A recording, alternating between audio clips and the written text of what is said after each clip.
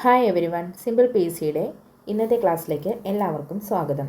ഇന്ന് നമ്മൾ പഠിക്കുന്നത് 10ാം ക്ലാസ്സിലെ രണ്ടാം പാഠം ലോകം 20ാം നൂറ്റാണ്ടിൽ എന്നുള്ളതാണ്. അപ്പം ഈ പാഠത്തിൽ നിന്നും ഒത്തിരി ക്വസ്റ്റ്യൻസ് ഒന്നും വരില്ല, പക്ഷെ നമുക്ക് ഈ പാഠം ഒന്ന് ഓടിച്ച് പഠിക്കാം. ലോകം 20ാം നൂറ്റാണ്ടിൽ ഇവിടെ ആദ്യം പാഠഭാഗത്ത് നമുക്ക് ആഫ്രിക്കയുടെ ഒരു ചാർട്ടാണ് തന്നിരിക്കുന്നത്. ഒരു മാപ്പ് 1914 ഇവിടെ പറയുന്നു. ആഫ്രിക്കൻ വൻകരയുടെ ഭൂപടമാണ് മുകളിൽ നൽകിയിരിക്കുന്നത്. ആഫ്രിക്കയിലെ രാഷ്ട്രങ്ങളുടെ അതിരുകളുടെ പ്രത്യേകത അവിടെ നമുക്ക് കാണാൻ സാധിക്കും. എന്താണ്? എല്ലാം നേർരേഖയിലാണല്ലേ. നോക്കിക്കേ, ആഫ്രിക്കയിലെ എല്ലാ അതിരുകളും രാഷ്ട്രങ്ങളുടെ അതിരുകൾ നേർരേഖയിലാണ് തന്നിരിക്കുന്നത്. ആഫ്രിക്കയിലെ രാഷ്ട്രങ്ങളുടെ അതിരുകൾ എന്തുകൊണ്ടായിരിക്കും നേർരേഖയിൽ തന്നിരിക്കുന്നതെന്നാണ് ഇവിടെ ചോദിച്ചിരിക്കുന്നത്. വിഭവങ്ങൾ തേടി ആഫ്രിക്കയിലെത്തിയ യൂറോപ്യർ 20ാം നൂറ്റാണ്ടിൻ്റെ ആരംഭത്തിൽ ആഫ്രിക്കയെ പങ്കിട്ടെടുത്തു. യൂറോപ്യൻ രാജ്യങ്ങൾ തമ്മിൽ ധാരണയുടെ അടിസ്ഥാനത്തിൽ ഭൂപടങ്ങൾ അതിർത്തികൾ വരച്ച് ആഫ്രിക്കയെ വീതം വയ്ക്കുകയാണ് ചെയ്തത്. യൂറോപ്യൻ രാഷ്ട്രങ്ങൾ എന്തിനായിരിക്കും ആഫ്രിക്കയെ വീതം വെച്ചത്? വിഭവങ്ങൾ ചൂഷണം ചെയ്യാൻ യൂറോപ്യൻ രാജ്യങ്ങൾ നടത്തിയ നീക്കങ്ങളുടെ ഭാഗമായിരുന്നു ഇത്.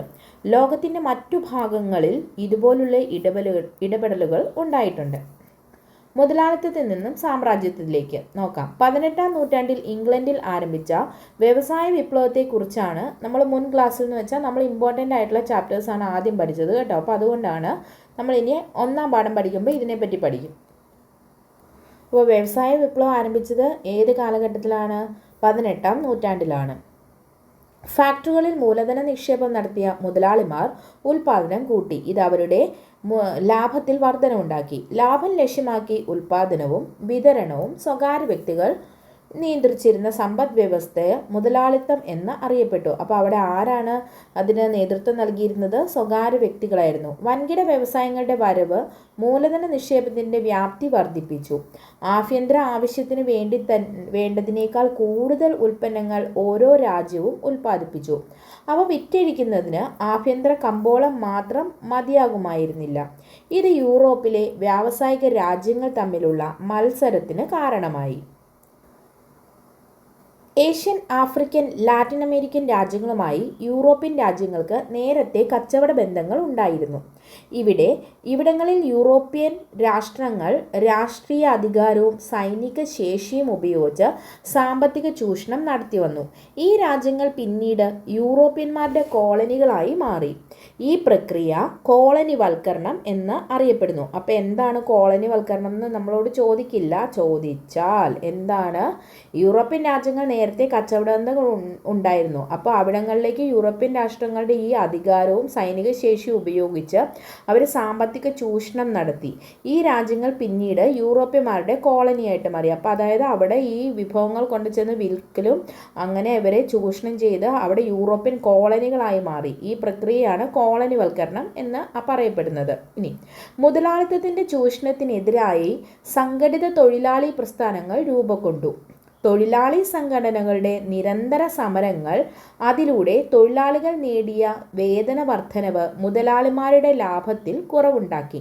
യൂറോപ്യൻ രാജ്യങ്ങൾ കോളനികളെ അസംസ്കൃത വസ്തുക്കളുടെ കേന്ദ്രവും ഉൽപ്പന്നങ്ങൾ വിറ്റഴിക്കാനുള്ള കമ്പോളവുമായിട്ടാണ് കണ്ടിരുന്നത്. പിൽക്കാലത്ത് കൊളോണിയൽ മേധാവികൾ കോളനികളിൽ മൂലധന നിക്ഷേപം നടത്തി. അതിന് മുതലാളിത്ത രാജ്യങ്ങളെ പ്രേരിപ്പിച്ച ഘടകങ്ങൾ എന്തെല്ലാം ആയിരുന്നുവെന്ന് നമുക്ക് നോക്കാം. ഈ മുതലാളിത്തം എന്താണെന്ന് ചോദിച്ചാൽ എന്താണ്? അതായത് ഈ ലാഭം ലക്ഷ്യമാക്കി ഉൽപ്പാദനവും വിതരണവും സ്വകാര്യ വ്യക്തികളാണ് അവിടെ നിയന്ത്രിച്ചിരുന്നത്. ആ സമ്പദ് വ്യവസ്ഥയാണ് മുതലാളിത്ത സമ്പദ് വ്യവസ്ഥ എന്ന് പറയുന്നത്.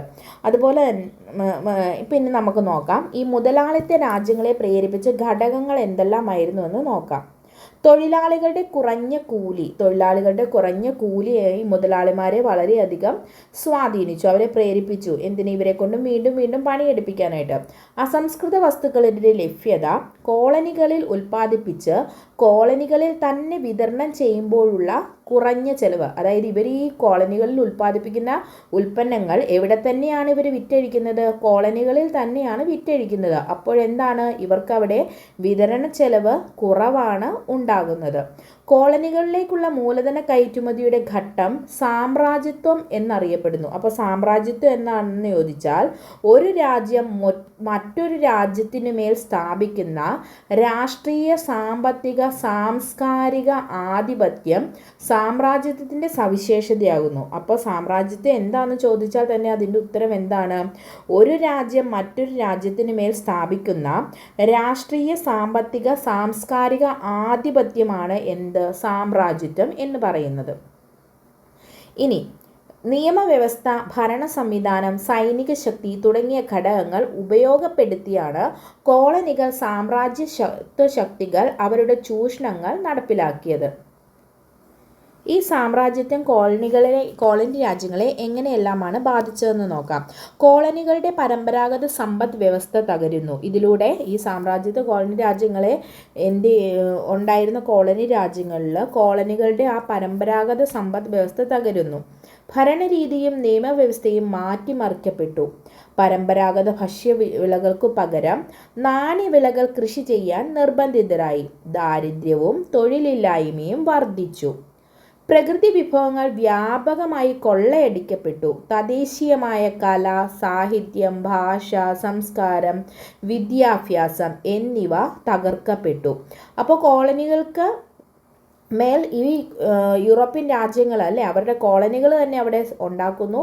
അപ്പോൾ സാമ്രാജ്യത്വം അവരുടെ മേൽ അടിച്ചേൽപ്പിക്കുകയാണ്. അപ്പോൾ കോളനികളുടെ പരമ്പരാഗതമായ സമ്പദ് വ്യവസ്ഥ തകരുന്നു. കാരണം അവരെന്ത് ചെയ്യുന്നു?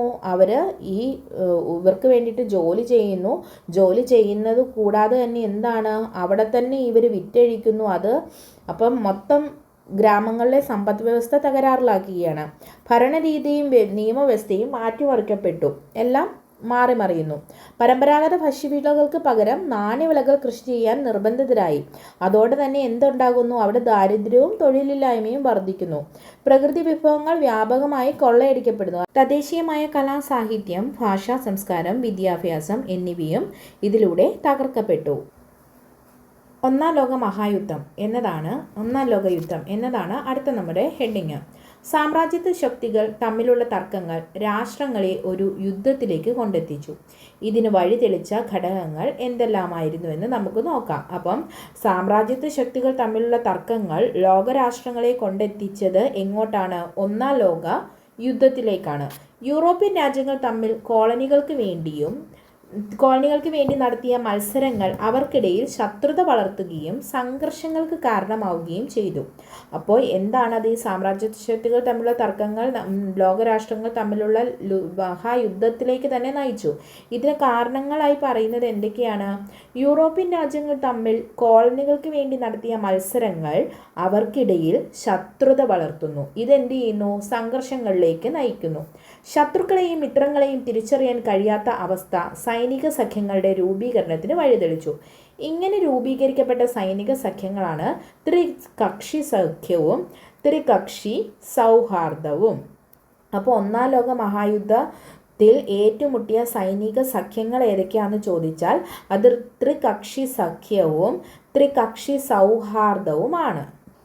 നോക്കിക്കേ, ത്രികക്ഷി സഖ്യം എന്നതിൽ ഉൾപ്പെടുന്നത് ഏതൊക്കെ രാജ്യങ്ങളാണെന്ന് ചോദിച്ചാൽ ജർമ്മനി, ആസ്ട്രിയ, ഹംഗറി, ഇറ്റലിയ. അപ്പോൾ ത്രികക്ഷി സഖ്യത്തിൽ വരുന്ന രാജ്യങ്ങൾ ഏതൊക്കെയെന്ന് നമ്മളോട് ക്വസ്റ്റ്യനിൽ ചോദിക്കാം.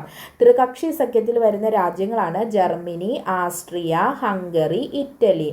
അതുപോലെ തന്നെ ത്രികക്ഷി സൗഹാർദ്ദത്തിൽ വരുന്ന രാജ്യങ്ങൾ ഏതൊക്കെയാണ്? England, France, Russia. അപ്പോൾ ത്രികക്ഷി സൗഹാർദ്ദം ഇംഗ്ലണ്ട്, ഫ്രാൻസ്, റഷ്യ. ത്രികക്ഷി സഖ്യം ജർമ്മനി, ആസ്ട്രിയ, ഹംഗറി, ഇറ്റലി. ഇത് ഇമ്പോർട്ടൻ്റ് ആണ്. കാരണം ഓഡ് വൺ ചോദിക്കാം. ഇവയിൽ ഏതൊക്കെയാണ് ത്രികക്ഷി സഖ്യത്തിൽ വരുന്നത്, അല്ലെങ്കിൽ ത്രികക്ഷി സൗഹാർദ്ദത്തിൽ വരാത്തത് ഏതൊക്കെയാണ്, ഇങ്ങനെ നമ്മളോട് ചോദിക്കാം. അപ്പോൾ ഇത്തരം സഖ്യങ്ങളുടെ ഈ രൂപീകരണം യൂറോപ്പിൽ ഒരു യുദ്ധാന്തരീക്ഷം സൃഷ്ടിച്ചു. അവർ വിനാശകാരികളായ പുതിയ ആയുധങ്ങൾ നിർമ്മിക്കുകയും വാങ്ങിക്കൂട്ടുകയും ചെയ്തു. സാമ്രാജ്യത്വ മത്സരങ്ങളിൽ വിജയിക്കുന്നതിന് യൂറോപ്യൻ രാജ്യങ്ങൾ വിവിധ മാർഗങ്ങൾ സ്വീകരിച്ചു. അതിലൊന്നാണ് തീവ്ര ദേശീയത. മറ്റ് രാജ്യങ്ങളെയും അവരുടെ കൈവശമുള്ള പ്രദേശങ്ങളെയും കീഴടക്കുന്നതിനുള്ള മാർഗമെന്ന നിലയിൽ യൂറോപ്യൻ രാജ്യങ്ങൾ ദേശീയതയെ ഉപയോഗിച്ചു. ഇത് തീവ്ര ദേശീയത എന്ന് അറിയപ്പെടുന്നു. അപ്പോൾ എന്തായിരുന്നു അവരുടെ തന്ത്രം? തീവ്ര ദേശീയത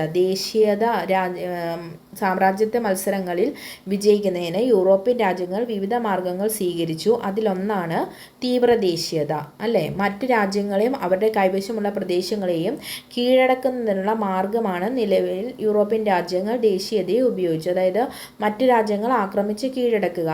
ഇത് തീവ്ര ദേശീയത എന്നറിയപ്പെടുന്നു. സ്വന്തം രാജ്യം മറ്റുള്ളവർക്ക് ശ്രേഷ്ഠമാണെന്ന് കരുതുകയും സ്വന്തം രാജ്യം ചെയ്യുന്നതിനെയെല്ലാം ന്യായീകരിക്കുകയും ചെയ്യുന്നത് ഇതിൻ്റെ പ്രത്യേകതയായിരുന്നു. തീവ്ര ദേശീയതയിൽ അധിഷ്ഠിതമായി രൂപം കണ്ട പ്രസ്ഥാനങ്ങളാണ് പാൻസ്ലാവ് പ്രസ്ഥാനം, പാൻ ജർമ്മൻ പ്രസ്ഥാനം, പ്രതികാര പ്രസ്ഥാനം എന്നിവ. അപ്പോൾ ഈ തീവ്ര ദേശീയതയുടെ കാലഘട്ടത്തിൽ ഉയർന്നു വന്ന രണ്ട് പ്രസ്ഥാനങ്ങളാണ് ഏതൊക്കെ? പാൻസ്ലാവ് പ്രസ്ഥാനം, പാൻ ജർമ്മൻ പ്രസ്ഥാനം, പ്രതികാര പ്രസ്ഥാനം എന്നിവ. അപ്പോൾ നമ്മളോട് ഇങ്ങനെ ക്വസ്റ്റ്യൻ ചോദിക്കാം, തീവ്ര ദേശീയതയിൽ അധിഷ്ഠിതമായി രൂപം കൊണ്ട പ്രസ്ഥാനങ്ങൾ ഏതൊക്കെയാണ്? പാൻസ്ലാവ് പ്രസ്ഥാനം, പാൻ ജർമ്മൻ പ്രസ്ഥാനം, പ്രതികാര പ്രസ്ഥാനം. അപ്പോൾ ഇനി നമുക്ക് അടുത്ത ഇതിനെക്കുറിച്ചൊന്ന് നോക്കാം. പാൻസ്ലാവ് പ്രസ്ഥാനം കിഴക്കൻ യൂറോപ്പിലെ സെർബിയ, ബൾഗേറിയ, ഗ്രീസ് തുടങ്ങിയ രാജ്യങ്ങളിൽ സ്ലാവ് വംശജരെ തങ്ങളുടെ നേതൃത്വത്തിൽ ഏകീകരിക്കാൻ റഷ്യ ആഗ്രഹിച്ചു. അതിനായി ഈ മേഖലയിൽ റഷ്യൻ സഹായത്തോടെ രൂപീകരിക്കപ്പെട്ട പ്രസ്ഥാനമായിരുന്നു പാൻസ്ലാവ് പ്രസ്ഥാനം. അപ്പോൾ കിഴക്കൻ യൂറോപ്പിലെ സെർബിയ, ബൾഗേറിയ, ഗ്രീസ് തുടങ്ങിയ രാജ്യങ്ങളിൽ സ്ലാവ് വംശജരെ ഏകോപിപ്പിക്കുന്നതിനായി റഷ്യയുടെ സഹായത്തോടെ രൂപീകരിക്കപ്പെട്ട സംഘടനയായിരുന്നു അല്ലെങ്കിൽ പ്രസ്ഥാനമായിരുന്നു പാൻസ്ലാവ് പ്രസ്ഥാനം എന്ന് പറയുന്നത്. ഇനി പാൻ ജർമ്മൻ പ്രസ്ഥാനം മധ്യ യൂറോപ്പിലും ബാൾക്കൻ മേഖലയിലും സ്വാധീനം ഉറപ്പിക്കുന്നതിനായി ജർമ്മൻ കണ്ടെത്തിയ മാർഗമാണ് ട്യൂട്ടോണിക് വർഗ്ഗക്കാരെ ഏകോപിപ്പിക്കുക. അതിനായി ജർമ്മനിയുടെ നേതൃത്വത്തിൽ ആരംഭിച്ചതാണ് പാൻ ജർമ്മൻ പ്രസ്ഥാനം. അപ്പം മധ്യ യൂറോപ്പിലും ബാൾക്കൻ മേഖലയിലും സ്വാധീനം ഉറപ്പിക്കുന്നതിനായി ട്യൂട്ടോണിക് വർഗ്ഗക്കാരെ ഏകോപിപ്പിക്കുന്നതിനായി ജർമ്മൻ ആരംഭിച്ച പ്രസ്ഥാനമായിരുന്നു പാൻ ജർമ്മൻ പ്രസ്ഥാനം. അപ്പം ബാൾക്കൻ ആണെങ്കിൽ ഏതാണ്? സ്ലാവ് വംശജര്, അല്ലേ? അപ്പോൾ ഇവിടെ പാൻ ജർമ്മൻ വരുമ്പോൾ അതേതാണ്? ട്യൂട്ടോണിക് വംശജര്. ഇനി നമുക്ക് പ്രതികാര പ്രസ്ഥാനം 1871 ജർമ്മനി ഫ്രാൻസിൻ്റെ പക്കൽ നിന്നും അൽസൈസ്, ലോറൈൻ എന്നീ പ്രദേശങ്ങൾ കൈവശപ്പെടുത്തി. ഇത് തിരികെ പിടിക്കുന്നതിനായി ഫ്രാൻസിൻ്റെ നേതൃത്വത്തിൽ ആരംഭിച്ചതാണ് പ്രതികാര പ്രസ്ഥാനം. അപ്പം പ്രതികാര പ്രസ്ഥാനം 1871 ജർമ്മനി ഫ്രാൻസിൻ്റെ പക്കൽ നിന്നും കൈവശപ്പെടുത്തിയ അൽസൈസ്, ലോറൻസ് എന്നീ പ്രദേശങ്ങൾ തിരികെ പിടിക്കുന്നതിന് ആരംഭിച്ച പ്രസ്ഥാനമാണ് പ്രതികാര പ്രസ്ഥാനം. അപ്പോൾ ഈ സാമ്രാജ്യത്വ കിടമത്സരങ്ങൾ യൂറോപ്യൻ രാജ്യങ്ങളെ ചില പ്രതിസന്ധികളിലേക്ക് നയിച്ചു. അവയിൽ പ്രധാനപ്പെട്ടവയാണ് മൊറോക്കൻ പ്രതിസന്ധി, ബാൾക്കൻ പ്രതിസന്ധി എന്നിവ. സാമ്രാജ്യത്വ രാഷ്ട്രങ്ങളുടെ പ്രതിസന്ധികളാണ് മൊറോക്കൻ പ്രതിസന്ധിയും ബാൾക്കൻ പ്രതിസന്ധിയും. മൊറോക്കൻ പ്രതിസന്ധി എന്താണെന്ന് നമുക്ക് നോക്കാം. 1904 ബ്രിട്ടനും ഫ്രാൻസും തമ്മിൽ ഒപ്പിട്ട രഹസ്യ സന്ധി അനുസരിച്ച് ആഫ്രിക്കൻ രാജ്യമായ മൊറോക്കോയിൽ ഫ്രാൻസിൻ്റെ ആധിപത്യം ബ്രിട്ടൻ അംഗീകരിച്ചു. എന്നാൽ മൊറോക്കോ കൈവശപ്പെടുത്താൻ ആഗ്രഹിച്ച ജർമ്മനി ഇത് അംഗീകരിച്ചില്ല. മൊറോക്കൻ തുറമുഖമായ അഗഡീറിലേക്ക് ജർമ്മനി യുദ്ധക്കപ്പലുകൾ അയച്ചു. തുടർന്ന് അനുരഞ്ജന ചർച്ചയിൽ തങ്ങളുടെ കോളനിയായ ഫ്രഞ്ച് കോങ്കോയുടെ ചില ഭാഗങ്ങൾ ജർമ്മനിക്ക് നൽകി ഫ്രാൻസ് ഈ പ്രശ്നം പരിഹരിച്ചു.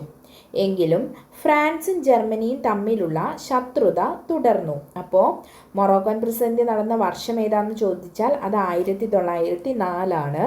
മൊറോക്കൻ പ്രതിസന്ധിയുമായി ബന്ധപ്പെട്ട് രഹസ്യ സന്ധിയിൽ ഏർപ്പെട്ട രാജ്യങ്ങൾ ഏതൊക്കെയാണെന്ന് ചോദിച്ചാൽ അത് ബ്രിട്ടനും ഫ്രാൻസുമാണ്. 1904 ബ്രിട്ടനും ഫ്രാൻസും തമ്മിൽ ഒപ്പിട്ട രഹസ്യസന്ധി അനുസരിച്ച് ആഫ്രിക്കൻ രാജ്യമായ മൊറോക്കോയിൽ ഏത് രാജ്യത്തിൻ്റെ ആധിപത്യമാണ് ബ്രിട്ടൻ സ്വീകരിച്ചതെന്ന് ചോദിച്ചാൽ അതിൻ്റെ ഉത്തരം എന്താണ്? അത് ഫ്രാൻസ് ആണ്. അതുപോലെ തന്നെ മൊറോക്കോ കൈവശപ്പെടുത്താൻ ആഗ്രഹിച്ച ജർമ്മനി ഇത് അംഗീകരിച്ചോ? ഇല്ല, ജർമ്മനിക്ക് ഇത് അംഗീകരിക്കാൻ സാധിച്ചില്ല. ബ്രിട്ടൻ്റെയും ഫ്രാൻസിൻ്റെയും ഈ രഹസ്യസന്ധിയിൽ പ്രതിഷേധിച്ച് ജർമ്മനി യുദ്ധക്കപ്പലുകൾ അയച്ച മൊറോക്കോയിലെ പ്രധാന തുറമുഖം ഏതാണെന്ന് ചോദിച്ചാൽ അത് അഗഡീർ ആണ്. അപ്പം ആ പ്രധാന തുറമുഖം ഏതാണ്? അത് അഗഡീർ ആണ്.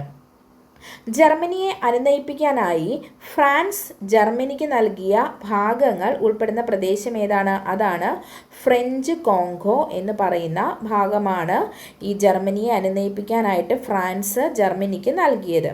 അപ്പോൾ ഇനി ഇതാണ് മൊറോക്കൻ പ്രതിസന്ധി എന്ന് പറയുന്നത്. അടുത്ത നമുക്ക് ബാൾക്കൻ പ്രതിസന്ധി നോക്കാം. ഗ്രീസിന് കിഴക്കുള്ള ഈജിയൻ കടലിനും കരിങ്കടലിനും സമീപത്തായാണ് ബാൾക്കൻ മേഖല സ്ഥിതി ചെയ്യുന്നത്. അപ്പോൾ ബാൾക്കൻ മേഖല എവിടെയാണ്? ഗ്രീസിന് കിഴക്കുള്ള ഈജിയൻ കടലിനും കരിങ്കടലിനും സമീപത്താണ്.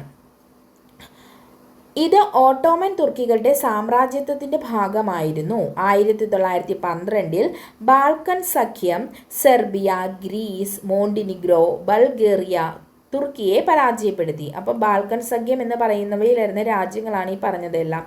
എന്നാൽ യുദ്ധത്തിൻ്റെ നേട്ടങ്ങൾ പങ്കിട്ടെടുക്കുന്നതിൽ ബാൾക്കൻ സഖ്യത്തിലെ രാഷ്ട്രങ്ങൾ തമ്മിൽ അഭിപ്രായ വ്യത്യാസം ഉണ്ടായി. ഇത് ബാൾക്കൻ രാഷ്ട്രങ്ങൾ തമ്മിലുള്ള യുദ്ധങ്ങൾക്ക് കാരണമായി. അപ്പോൾ ബാൾക്കൻ പ്രതിസന്ധി എന്താണെന്ന് വെച്ചാൽ എന്താണ്? അത് ഗ്രീസിന് കിഴക്കുള്ള ഈജിയൻ കടലിനും കരിങ്കടലിനും സമീപത്തായി സ്ഥിതി ചെയ്യുന്ന മേഖലയായിരുന്നു ഈ ബാൾക്കൻ എന്ന് പറയുന്നത്. ഓട്ടോമൻ തുർക്കികളുടെ സാമ്രാജ്യത്വത്തിൻ്റെ ഭാഗമായിരുന്ന മേഖലയാണ് ബാൾക്കൻ. ബാൾക്കൻ സഖ്യത്തിൽ വരുന്ന രാഷ്ട്രങ്ങൾ സെർബിയ, ഗ്രീസ്, മോണ്ടിനിഗ്രോ, ബൾഗേറിയ. തുർക്കിയെ പരാജയപ്പെടുത്തിയ വർഷം, ബാൾക്കൻ സഖ്യം തുർക്കിയെ പരാജയപ്പെടുത്തിയ വർഷം 1912. മൊറോക്കൻ പ്രതിസന്ധി 1904, ബാൾക്കൻ 1912. എന്നാൽ എന്താ സംഭവിച്ചേ? യുദ്ധത്തിൻ്റെ നേട്ടങ്ങൾ പങ്കിട്ടെടുക്കുന്നതിൽ ബാൾക്കൻ സഖ്യത്തിലെ രാഷ്ട്രങ്ങൾ തമ്മിലുണ്ടായ അഭിപ്രായ വ്യത്യാസം ബാൾക്കൻ രാഷ്ട്രങ്ങൾ തമ്മിലുള്ള യുദ്ധങ്ങൾക്ക് കാരണമാകുന്നു. അപ്പോൾ ബാൾക്കൻ പ്രദേശത്ത് ആധിപത്യം ഉറപ്പിക്കാൻ സെർബിയയെ സഹായിച്ച രാജ്യം ഏതാണ്? അത് റഷ്യയാണ് കേട്ടോ.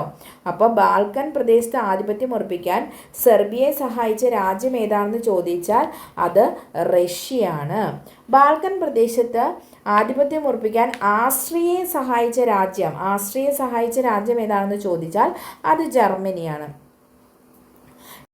പ്രദേശത്ത് ആധിപത്യം ഉറപ്പിക്കാൻ റഷ്യൻ സഹായത്തോടെ സെർബിയയും ജർമ്മനിയുടെ പിന്തുണയോടെ ആസ്ട്രിയയും ശ്രമിച്ചു. ഈ സമയത്താണ് 1914 ജൂണിൽ ആസ്ട്രിയൻ കിരീടാവകാശിയായ ഫ്രാൻസിസ് ഫെർഡിനൻഡിനെ ബോസ്നിയൻ തലസ്ഥാനമായ സാരായോവിൽ വെച്ച് സെർബിയൻ യുവാവായ ഗാവ്ലെ പ്രിൻസപ്പ് വെടിവെച്ച് കൊന്നത്.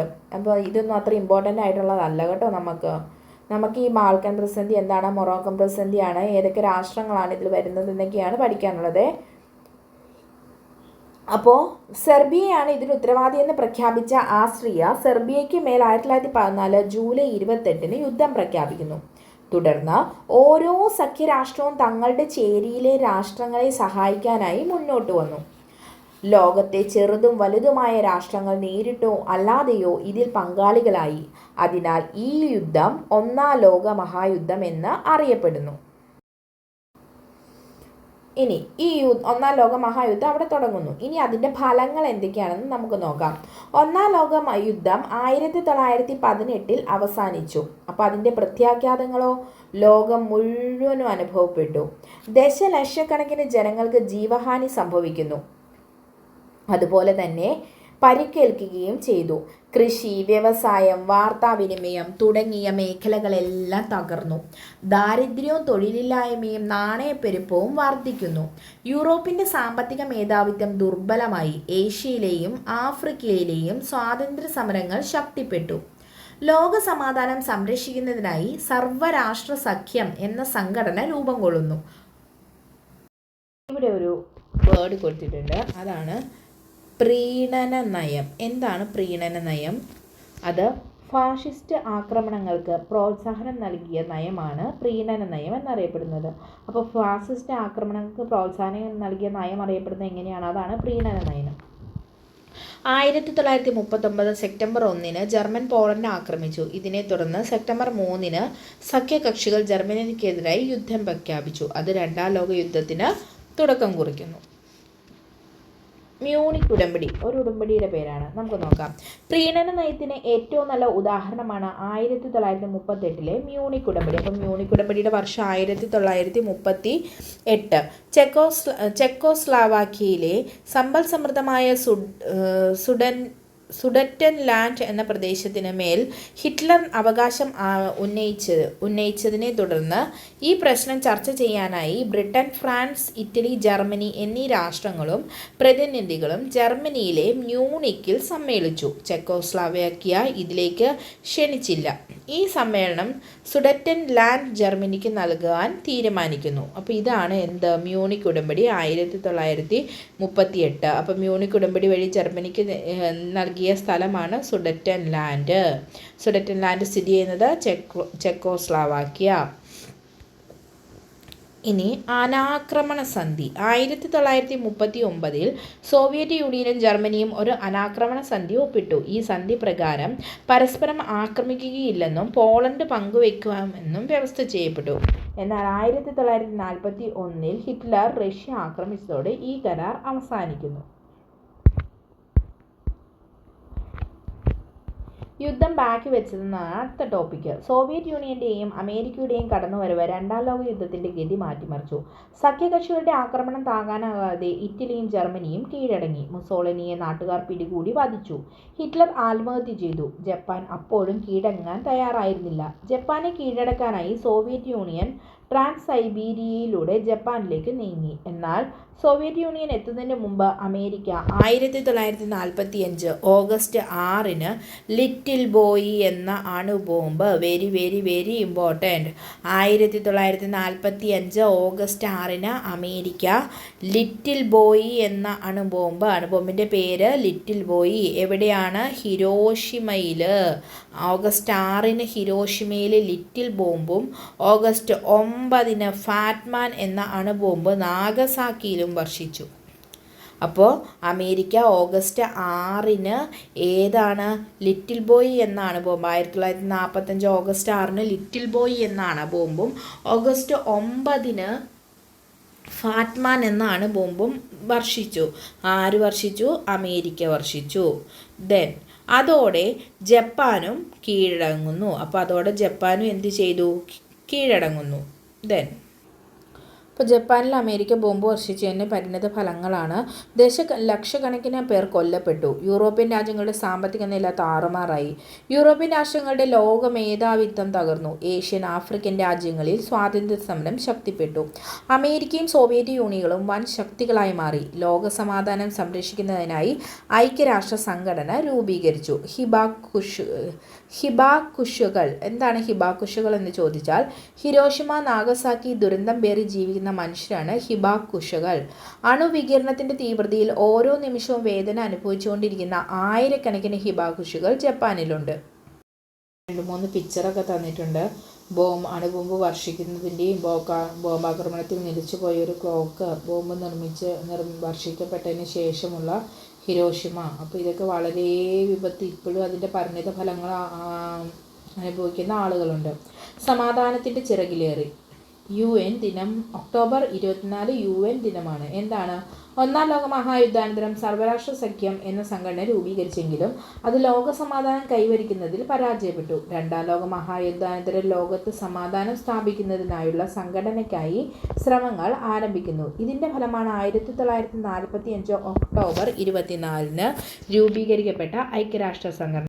ഒക്ടോബർ 24 UN ദിനമാണ്. ഒന്നാം ലോക മഹായുദ്ധാനന്തരം സർവ്വരാഷ്ട്ര സഖ്യം എന്ന സംഘടന രൂപീകരിച്ചെങ്കിലും അത് ലോക സമാധാനം കൈവരിക്കുന്നതിൽ പരാജയപ്പെട്ടു. രണ്ടാം ലോക മഹായുദ്ധാനന്തരം ലോകത്ത് സമാധാനം സ്ഥാപിക്കുന്നതിനായുള്ള സംഘടനയ്ക്കായി ശ്രമങ്ങൾ ആരംഭിച്ചു. ഇതിൻ്റെ ഫലമായാണ് 1945 ഒക്ടോബർ 24 രൂപീകരിക്കപ്പെട്ട ഐക്യരാഷ്ട്ര സംഘടന. ഐക്യരാഷ്ട്ര സംഘടന എന്നാ രൂപം കൊണ്ടത്? 1924 ഒക്ടോബർ 24 എന്ന ഐക്യരാഷ്ട്ര സംഘടന രൂപം കൊണ്ടതെന്ന് വെച്ചാൽ 1945 ഒക്ടോബർ 24 അമേരിക്കയിലെ ന്യൂയോർക്കാണ് ഐക്യരാഷ്ട്ര സംഘടനയുടെ ആസ്ഥാനം. ഐക്യരാഷ്ട്ര സംഘടനയുടെ ആസ്ഥാനം എവിടെയാണ്? അമേരിക്കയിലെ ന്യൂയോർക്ക്. ഭാവി തലമുറയെ യുദ്ധഭീതിയിൽ നിന്നും രക്ഷിക്കുക, അന്താരാഷ്ട്ര ഉടമ്പടികളും നിയമങ്ങളും സംരക്ഷിക്കുക, ലോകരാഷ്ട്രങ്ങളുടെ പുരോഗതിക്കായി പ്രവർത്തനങ്ങൾ ഏകോപിപ്പിക്കുക തുടങ്ങിയവ ഐക്യരാഷ്ട്ര സഭയുടെ ലക്ഷ്യങ്ങളിൽ ചിലത് മാത്രമാണ്.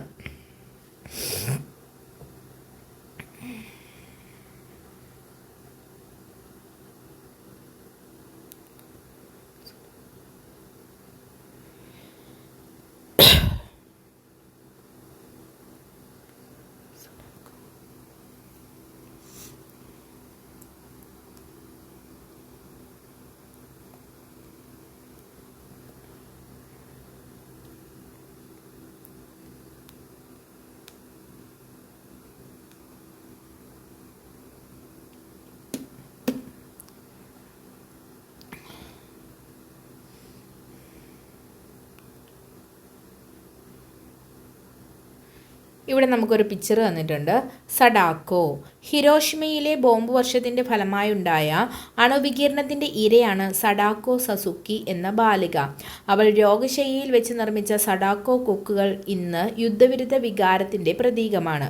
അപ്പോൾ ഇവിടെ നമുക്ക് UN പതാക തന്നിട്ടുണ്ട്, UN ചിഹ്നം തന്നിട്ടുണ്ട്. ഇതൊക്കെ നമ്മൾ മനസ്സിലാക്കിയിരിക്കണം. ഇന്നത്തെ ക്ലാസ്സിൽ നമ്മൾ ഇത്രമാണ് പഠിക്കുന്നത്. ഈ പാഠത്തിൻ്റെ കുറച്ചും കൂടി നമുക്ക് പഠിക്കാനുണ്ട്. അത് നമ്മൾ അടുത്ത ക്ലാസ്സിൽ പഠിക്കും.